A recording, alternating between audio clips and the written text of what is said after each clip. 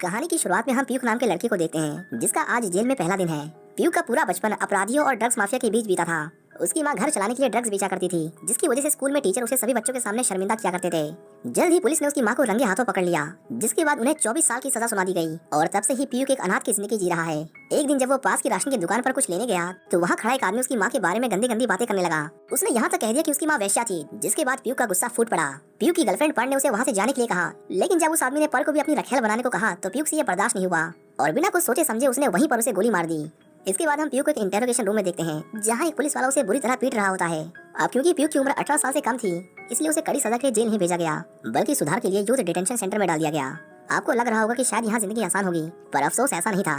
ये जगह उतनी ही बुरी थी जितनी की एक असली जेल। बस फर्क इतना था कि यहाँ कैदियों की जगह कम उम्र के लड़के थे।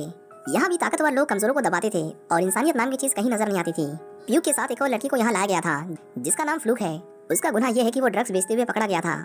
अंदर आते ही वार्डन ने दोनों से कुछ सवाल किए, लेकिन जब उसने पीयूष की आंखों में डर नहीं देखा तो उसने उसे सजा देने का मन बना लिया। वार्डन ने कड़क आवाज में कहा, मुझे फर्क नहीं पड़ता तू कहाँ से आया है, लेकिन अगर तूने मुझे आंख दिखाई तो मैं तेरा यहाँ जीना मुश्किल कर दूंगा।